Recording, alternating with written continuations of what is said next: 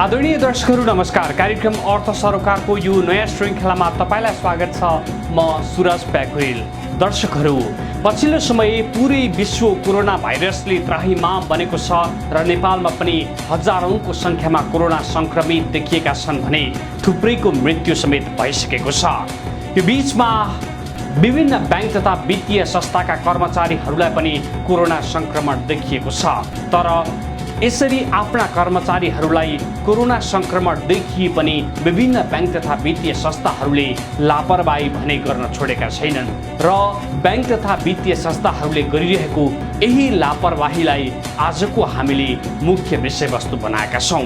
र सुरुमा हामी कुन कुन बैंकका कर्मचारीमा कोरोना संक्रमण देखियो भन्ने तथ्य प्रस्तुत गर्छौँ र त्यसपछि बैंकहरूले गरिरहेको लापरवाही र विभिन्न बैंकका सेवा र एटीएमहरूमा पनि भइरहेको लापरवाहीका बारेमा तथ्य प्रस्तुत गर्छौँ। सुरुमा यो हेर्नुहोस्। यति बेला पुरै विश्व कोरोनाको त्रासमा छ। कोरोनाकै कारण कतिपय देशमा लाखौंको संख्यामा मानिसहरूको मृत्यु भइसकेको छ। नेपालमा पनि हजारौंको संख्यामा कोरोना संक्रमित भेटिएका छन् भने कोरोना भाइरसकै कारण केहीको मृत्यु भएको समेत पुष्टि भइसकेको छ। सरकारले देशभरका नागरिकहरूलाई सचेत बन्न आग्रह गरेको छ। लामो समयपछि खुकुलो भएको लकडाउनमा केही व्यापारिक प्रतिष्ठानहरू खुलेका त छन्, तर कोरोनाको त्रास पनि कायमै छ। गत चैत्र 11 गतेदेखि नेपाल सरकारले लकडाउन आह्वान गरेको भए पनि अत्यावश्यक सेवा भन्दै बैंक तथा वित्तीय संस्थाहरूलाई भने खुल्न दिएको थियो। तर तिनै बैंक तथा वित्तीय संस्थाहरू यतिसम्म लापरवाही गर्न थालेका छन् कि बैंक तथा वित्तीय संस्थामा कोरोनाको जोखिम बढ्दै गएको विश्लेषण गरिएको छ।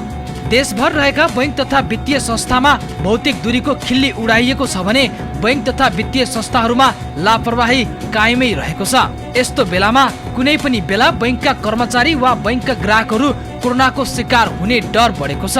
तर बैंक तथा वित्तीय संस्थाका कतिपय कर्मचारीहरूलाई कोरोना संक्रमण भएको पुष्टि हुँदासम्म पनि बैंकहरू अझै चेतेका छैनन्। अझ बैंकका कर्मचारीका आफन्तमा कोरोना संक्रमण पुष्टि हुँदा वा बैंकको कर्मचारीलाई कोरोना संक्रमण पुष्टि हुँदा पनि बैंकहरू अझै चेतेका छैनन्।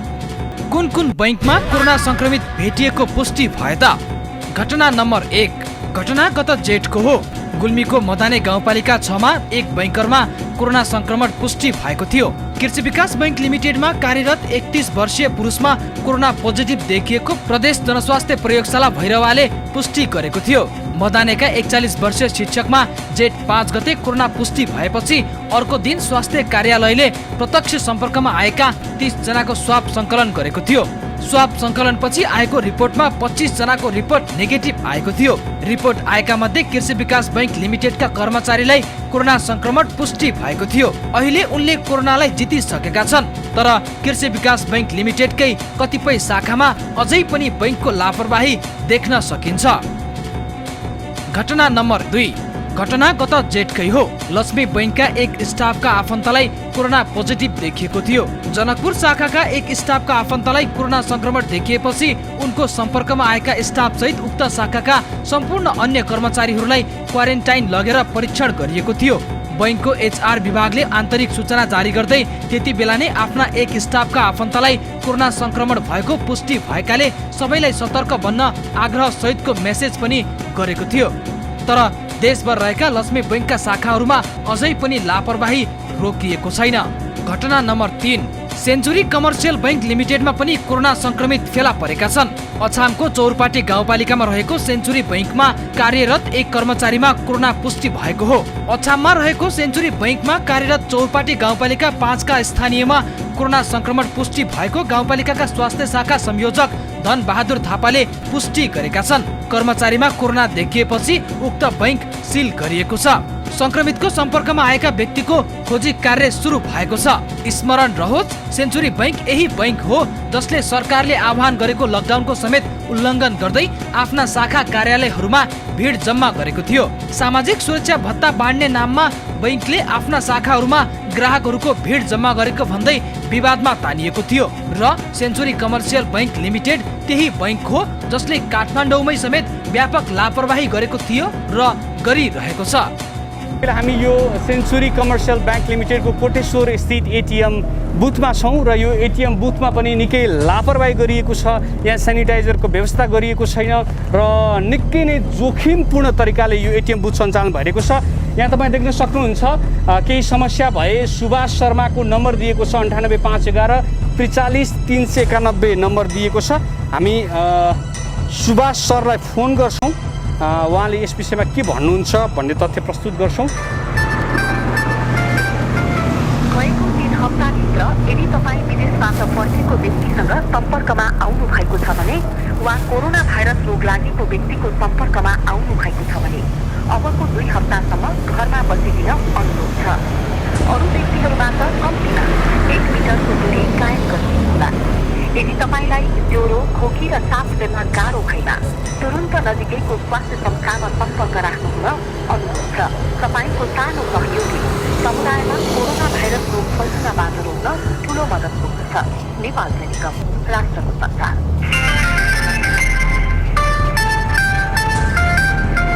गएको 3 हप्ताभित्र यदि उहाँको फोन उठेन। 98 511 43 391 तपाईँ देख्न सक्नुहुन्छ। 98 511 43 391 नम्बरमा हामीले सुभाष शर्मालाई फोन गऱ्यौँ। इमर्जेन्सीको केसमा इमर्जेन्सी भएका बेलामा फोन गर्नु भनेर नम्बर दिएको छ, तर नम्बर उठेकै छैन। अब यस्तो यो उठ्दै नउठ्ने इमर्जेन्सी परेका बेलामा जनताको फोनै रेस्पोन्स नगर्ने, ग्राहकको फोनै रेस्पोन्स नगर्ने यो नम्बर किन दिएको हो यो उहाँहरूले नै बताउनु होला। अपरेसनल इन्चार्ज यहाँका अपरेसनल इन्चार्ज उहाँको नाम सलका नेरौला हुनुपर्छ, उहाँलाई फोन गर्दैछौँ। 98 41 41 41 0346 0346।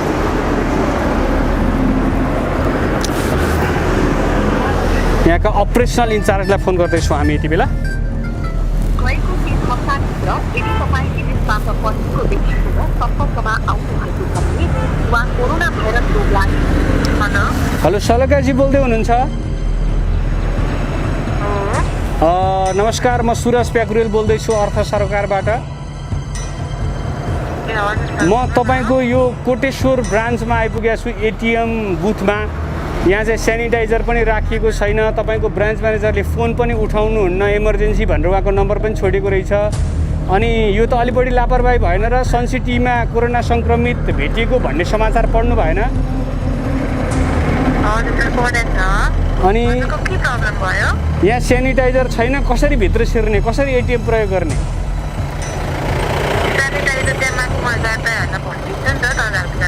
काट्दा कहाँ हुनुहुन्छ? कुमार के अरे सेन्चुरी ब्याङ्कै माथि हुनुहुन्छ हो? ल हामी माथि नै आयौँ।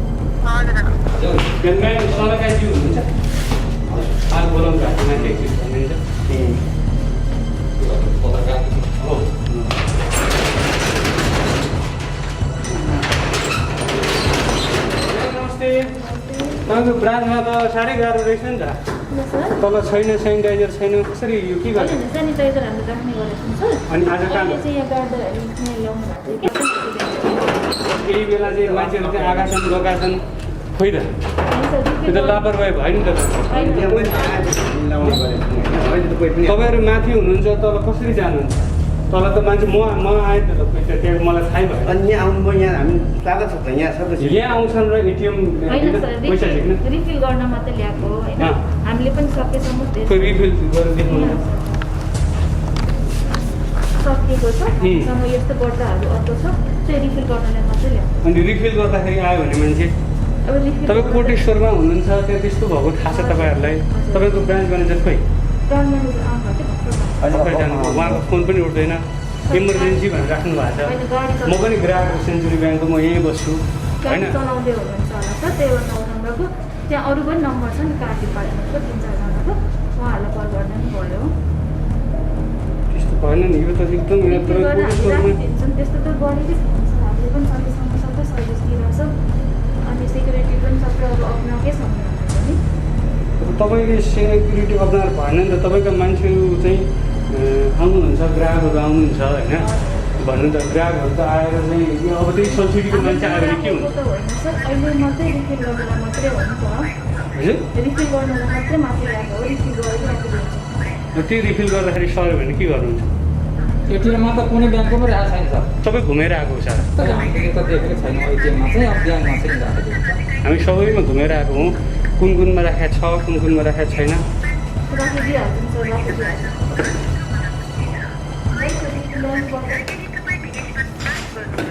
जम्मू घटना नम्बर 4। यो घटना पनि गत जेठको हो। राष्ट्रिय वाणिज्य बैंक लिमिटेडका बैंक म्यानेजरलाई कोरोना संक्रमण पुष्टि भएको थियो।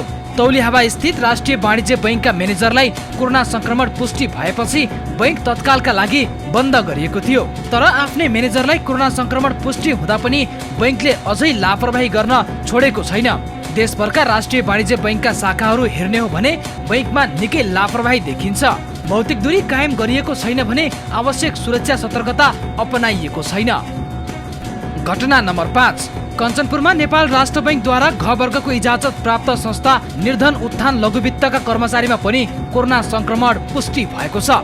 जिल्लाको शुक्लाफाटा नगरपालिका 10 झलारीमा रहेको निर्धन उत्थान लघुवित्त वित्तीय संस्थाका कर्मचारीमा कोरोना भाइरस पोजिटिभ देखिएको हो। निर्धन उत्थान लघुवित्त वित्तीय संस्थामा काम गर्दै आएको कैलाली जिल्लाको गोदावरी नगरपालिकाका 42 वर्षीय कर्मचारीमा संक्रमण पुष्टि भएपछि कार्यालय सिल गरिएको छ। संक्रमण पुष्टि भएका कर्मचारीलाई महाकाली अस्पतालको आइसोलेसन वार्डमा राखिएको शुक्लाफाटा नगरपालिकाका स्वास्थ्य शाखा प्रमुख परमानन्द भट्टले बताएका छन्। तर निर्धन उत्थानकै सेवा पनि निकै लापरवाहीपूर्ण ढङ्गको थियो। लघुवित्तका कर्मचारीको लापरवाहीकै कारण अन्ततः कर्मचारी नै कोरोना संक्रमित हुन पुगेका छन्। तर यति हुँदा पनि निर्धन उत्थान लघुवित्त चेतेको भने छैन।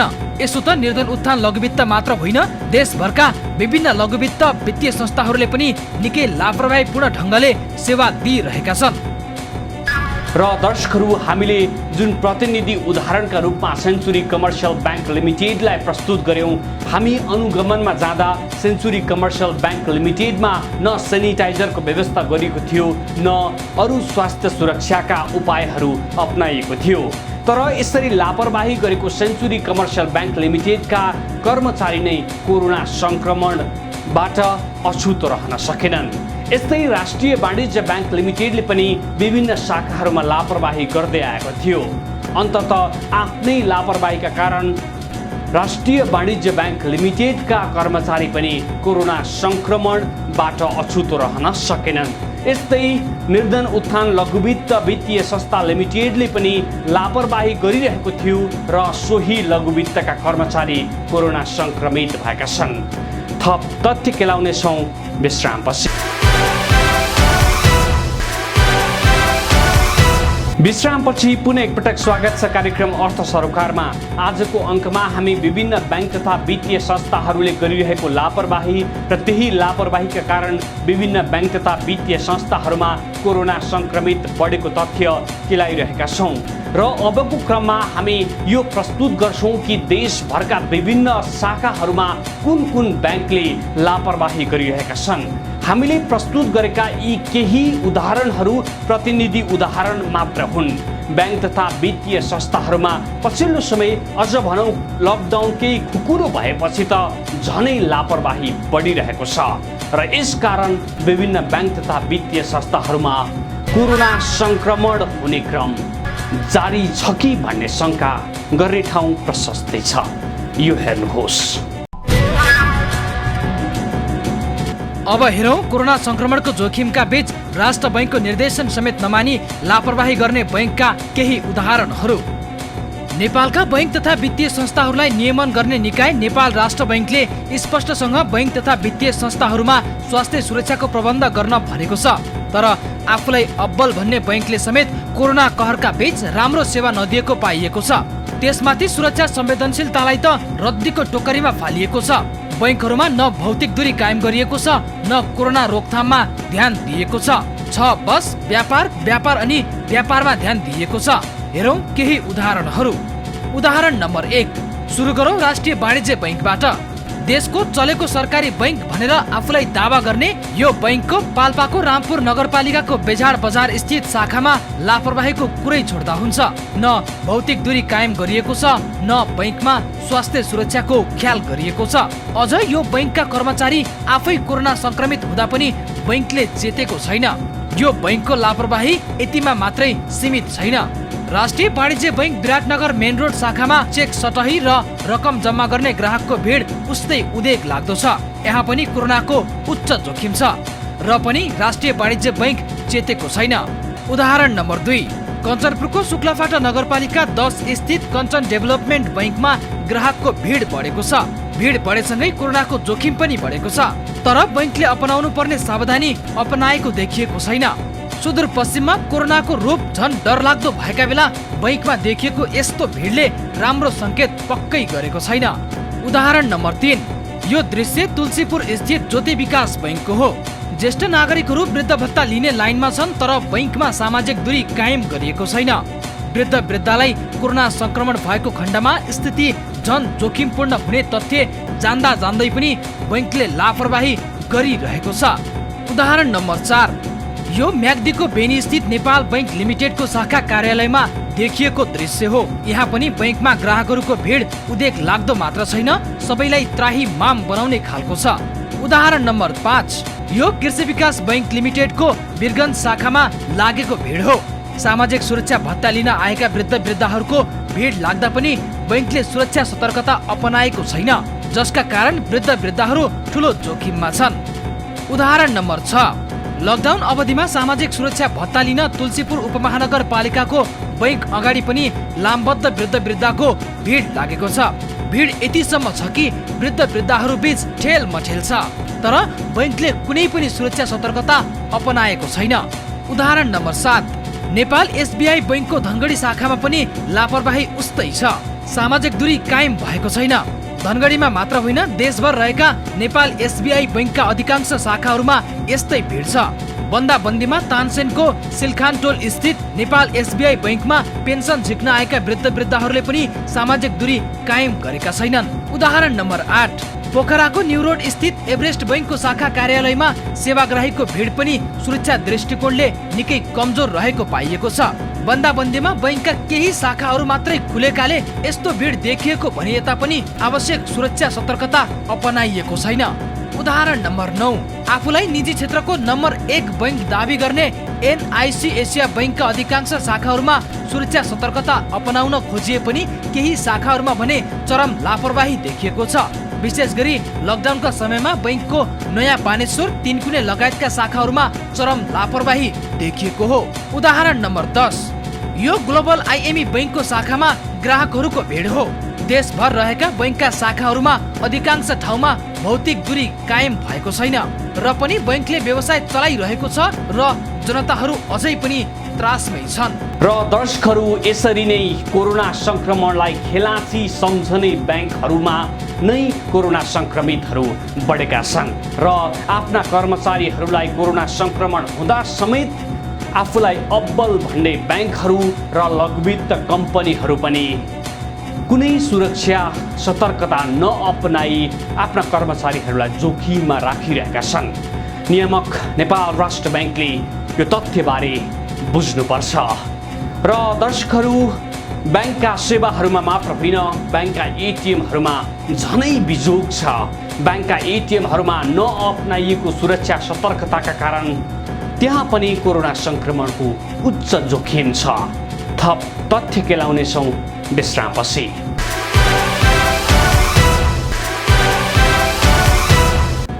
विश्रामपछि पुनः एकपटक स्वागत छ। कार्यक्रम अर्थ सरोकारको आजको अङ्कमा हामी विभिन्न बैंक तथा वित्तीय संस्थाहरूले गरिरहेको लापरवाही र सो लापरवाहीका कारण विभिन्न बैंक तथा वित्तीय संस्थाहरूमा कोरोना संक्रमितहरू बढिरहेको तथ्य प्रस्तुत गरिरहेका छौँ। र यसभन्दा अगाडि हामीले कुन कुन बैंकमा कोरोना संक्रमित भेटिए र कुन कुन बैंकमा अत्याधिक लापरवाही छ भन्ने तथ्य प्रस्तुत गरेका थियौँ। अबको क्रममा हामी बैंकका केही एटिएमहरूको प्रतिनिधि उदाहरण प्रस्तुत गरिरहेका छौँ, जहाँ एटिएममा सुरक्षा सतर्कता अपनाइएको छैन। हातले छोएरै प्रयोग गर्नुपर्ने भएकाले एटिएममा कोरोना संक्रमणको जोखिम बढ्छ भन्ने तथ्य जान्दा जान्दै पनि बैंकहरूले लापरवाही गरेको देखिएको छ। यो हेर्नुहोस्। यसो त बैंक तथा वित्तीय संस्थाहरूका सेवामा मात्र होइन, बैंक तथा वित्तीय संस्थाहरूका एटिएमहरूमा पनि यस्तै लापरवाही देखिएको छ। लकडाउनका समयमा समेत निकै लापरवाही गर्ने बैंकहरूले लकडाउन खुकुलो भएसँगै लापरवाही झन बढाएका छन्। र यो नेपाल इन्भेस्टमेन्ट ब्याङ्क लिमिटेडको एटिएम हो। तपाईँ देख्न सक्नुहुन्छ यहाँ कतै पनि सेनिटाइजरको व्यवस्था गरिएको छैन। अर्थ सरकारले विभिन्न ठाउँमा अनुगमन गर्दा विभिन्न बैंक तथा वित्तीय संस्थाका एटिएम बुथहरूमा सेनिटाइजर नभएको पाइएको छ। यो दरबार स्क्वायर छिर्रे ठाउँमा रहेको सिटिजन्स ब्याङ्कको एटिएममा आइपुगेका छौँ। एटिएम सही सलामत छ, हामीले पैसा निकालेर पनि हेऱ्यौँ, पैसा निस्केको पनि छ, सबै कुरा ठिक छ, तर यहाँ सेनिटाइजरको व्यवस्था भने गरिएको छैन। कोरोनाका कारण पुरै देश त्राहीमाम भएका बेला बैंकका एटिएमहरूमा देखिएको यस्तो लापरवाहीले बैंकहरू कतिसम्म लापरवाही गरिरहेका छन् भन्ने तथ्यको पुष्टि हुन्छ। अझ छोएर प्रयोग गर्ने हुनाले एटिएमहरूमा झन कोरोनाको जोखिम हुन्छ, तर यस्तो हुन्छ भन्ने जान्दा जान्दै पनि बैंकहरूले लापरवाही गरिरहेको पाइएको छ। यसतर्फ नियामक नेपाल राष्ट्र बैंकको ध्यान जान जरुरी छ। र दर्शकहरू, यी तमाम तथ्यहरू केलाइरहँदा हामी एउटा निष्कर्षमा जरुर पुग्न सक्छौँ कि नेपालका बैंक तथा वित्तीय संस्थाहरूमा पनि कोरोना संक्रमणको जोखिम उच्च छ। पहिला हाम्रो स्वास्थ्य रहेन, व्यापार हुने हो। बैंक तथा वित्तीय संस्थाहरूले यो जरुर बुझ्नुपर्छ कि व्यापार भन्दा ठुलो आफ्ना कर्मचारी र ग्राहकको स्वास्थ्य सुरक्षा हो। नियामक नेपाल राष्ट्र बैंकले पनि आफूले भनेको वा आफूले जारी गरेको निर्देशन नटेर्नेहरूलाई कारबाही गर्न सक्नुपर्छ। अन्यथा विभिन्न बैंक तथा वित्तीय संस्थाका कर्मचारीहरू यसरी नै कोरोना संक्रमित भइरहनेछन् र ग्राहकको विश्वासबाट अलि टाढा भइरहनेछन्। हौस् त, आजका लागि कार्यक्रम अर्थ सरोकार यति नै। कार्यक्रम सम्बन्धी केही सल्लाह सुझाव वा प्रतिक्रिया भई स्क्रिनमा देखाइएको हाम्रो ठेगानामा सम्पर्क गर्न सक्नुहुनेछ। जाँदा जाँदै हाम्रो पनि यही अनुरोध, सकेसम्मका सुरक्षा सतर्कताहरू अपनाऊ र कोरोना विरुद्ध लडौँ। हौस् त, कार्यक्रमका सम्पूर्ण युनिटसँगै म सुरज प्याकुरेललाई पनि बिदा दिनुहोस्। नमस्ते।